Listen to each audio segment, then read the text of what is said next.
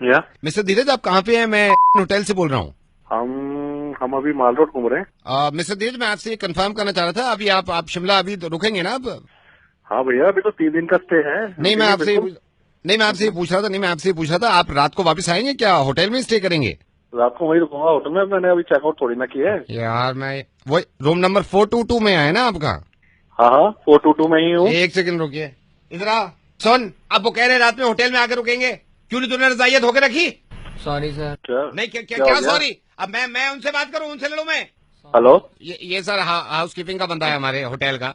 आपके रूम अच्छा। में सुबह सुबह इसने बेडशीट हटाई होंगी, अच्छा। रजाइयां भी हटाई हैं। अब इसने रजाई धोने को डाल दी, अब स्पेयर में कोई रजाई है ही नहीं हमारे पास। क्या करें आप, वो बताएं यार। सर एक दिन के लिए बोल दो, अगर बिना रजाई की हो जाए तो। एक दिन के लिए बोल दो सर, एक दिन आप बिना रजाई के एक रात आप फैमिली के साथ स्टे कर लेना। कल मैं इसकी क्लास लगाऊंगा। पागल हो गया क्या तुम? क्या घर में मारेगा क्या हमें? नहीं तो सर एक रात की बात है, सिर्फ एक रात की बात है। ठंड भी तो देख कितनी हो रही है। एक रात की बात है, बिना रजाई के कैसे रुकेंगे? बस सर यहीं पे आप रुकिएगा प्लीज। क्या नाम है आपका? तो मेरा नाम तो अपना बाद में बताऊंगा। तू कौन बोल रहा है? मेरा बोलना बहुत जरूरी है, आप सिर्फ सुनिएगा सर। मैं आपको अब क्लियरली बताता हूँ सर, मैं रेडियो मिर्ची से नवेद बोल रहा हूँ। ना मैं आपको परेशान करना चाह रहा था, ना मैं आपका ज्यादा वक्त लेना चाह रहा था। धीरज, आप सिर्फ 1 मिनट के लिए मेरी बात सुनिएगा, और मैं आपके जरिए कुछ हिंदुस्तान को ही नहीं बल्कि पूरी दुनिया को ही बताना चाह रहा हूँ। मैं लोगों को समझाने की कोशिश कर रहा था, तो सोचा कि कैसे समझाऊं। फिर मुझे पता चला कि आप हाल फिलहाल में फिर शिमला में हैं, घूमने गए हुए हैं।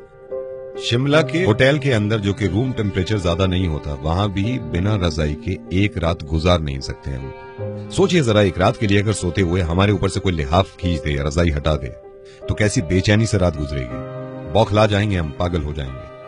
इस कॉल का मकसद यह है कि लोगों को पता चले कि ये हमारे लिए कितना कुछ करते हैं। आज अफसोस की बात यह है कि हनुमंत थप्पा ने दम तोड़ दिया और वो शहीद हो गए। और मैं ये सोच रहा था कि जब हनुमंत थप्पा बर्फ में फंसे हुए थे, जब उनकी सांसें चल रही थी, कुछ तो ख्याल आया होगा उन्हें अपनी बीवी के बारे में, कुछ तो सोच रहे होंगे वो अपने माँ बाप के बारे में। लेकिन उन्होंने तकलीफ उठाई, वो बेचैन रहे सिर्फ आपकी और मेरी वजह से, सिर्फ इस मुल्क की वजह से। मैं सिर्फ ये कहना चाह रहा हूं कि इनकी कुर्बानियों की कद्र करें हम, और इनकी इज्जत करा करें हम, क्योंकि इन्हीं से हैं हम। सही कहा नावेद। इत्तेफाक से हमारी दिल्ली में ज्यादा ठंड पड़ी नहीं है, उसके बावजूद रात को 1 बजे आप अपनी गाड़ी से निकले, अपना शीशा नीचे करके सिर्फ अपना हाथ बाहर निकालिएगा, तो आपको एहसास होगा कि एक इंसान अपनी मुल्क के खातिर, अपने लोगों के खातिर बर्फ के नीचे दब जाता है, मुल्क के लिए शहीद हो जाता है।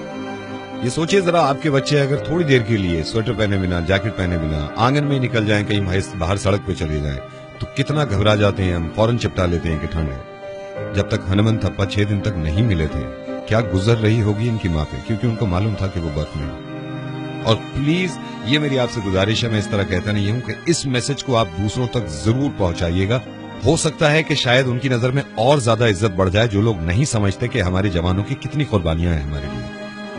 हम सब शुक्रगुजार हैं हनुमंत थप्पा के और बाकी उन सारे जवानों के जो अब भी ठंड में हमारी वजह से पहरा दे रहे हैं। और सलाम है उन माँ बापों को जो अपने बच्चों को आर्मी में भेजते हैं, अपनी वजह से नहीं, अपने मुल्क की वजह से। धीरज, बहुत बहुत शुक्रिया ये बात सुनने के लिए, और सिर्फ आपको ही नहीं सुनानी थी, अब जितने लोग ये सुन रहे हैं इन तक पहुंचानी थी, और आपकी जिम्मेदारी है कि आप दूसरों तक पहुंचाएं ये बात, प्लीज।